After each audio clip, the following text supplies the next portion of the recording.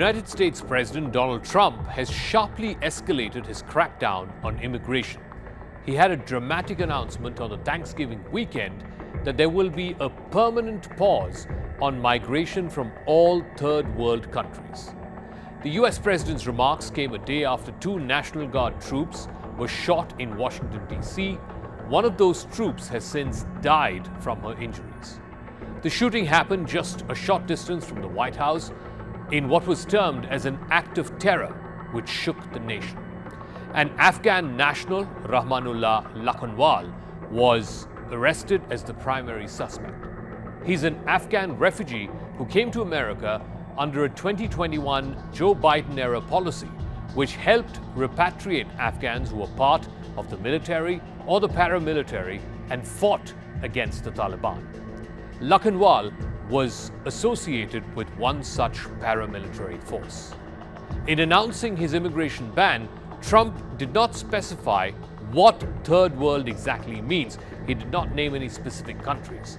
But the phrase third world generally refers to the global south countries that are either economically still developing or economically disadvantaged. India used to be referred to as the third world once upon a time, not anymore. Trump also said that anyone who is not a net asset to the United States or is incapable of loving America will be removed from America. Trump added that all federal benefits and subsidies to non-citizens will end, and he will denaturalize any migrant who undermines domestic tranquility. He also authorized agents to deport any foreign national who is a public charge or a security risk or is simply non-compatible with Western civilization. Earlier this year, Trump announced a ban on visas for citizens for 12 countries and restrictions for citizens of 7 more countries. After Rahmanullah Lakanwal, a 29-year-old Afghan national, was arrested and named as the prime suspect in the shooting of two National Guard troop members on Wednesday, Trump called the shooting an act of terror.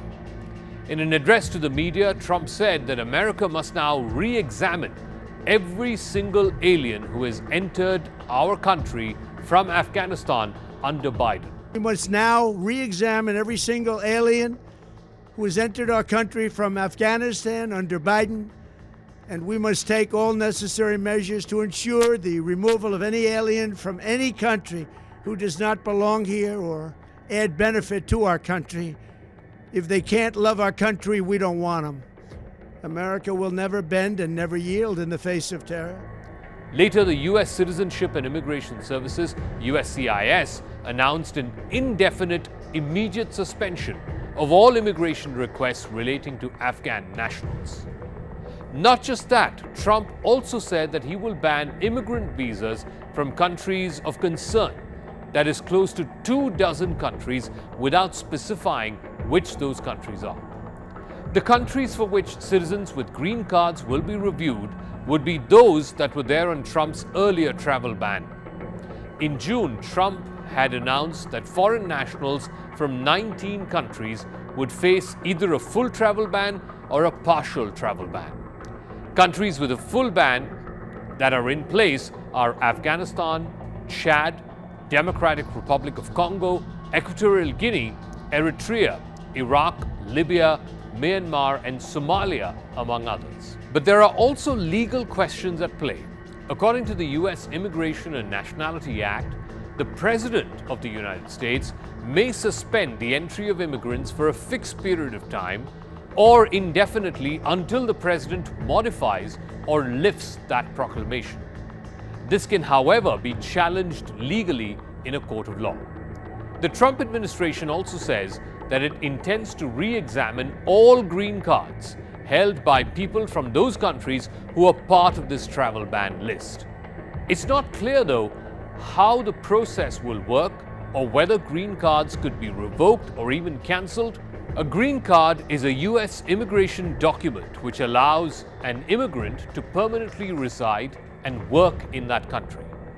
U.S. immigration judges have the power to revoke green cards and to deport people from the country that they came from if there are serious grounds.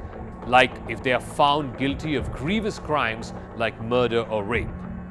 But the reason why Trump is using this tragedy is purely political, because this plays well into his MAGA base, the Make America Great Again base.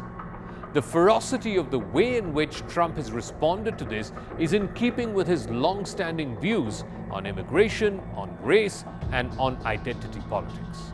Trump has often portrayed a direct link from race and identity and immigration directly to crime, national security, and economic distress. The shooting that happened right outside the White House in Washington, D.C., in which one National Guard troops died and the other is in a critical condition, and Trump's response to that shooting means that immigration will remain at the very center of American politics heading into the 2026 midterm elections. It also suits Trump politically at a time when the White House is on the defensive on issues like the rising cost of living, which cost them in the off-year elections earlier this year, or the Jeffrey Epstein files, which seems to have split the MAGA base. For Trump's MAGA base, nothing agitates them more than a Muslim immigrant terrorist who has shot at American soldiers, just like it happened this week.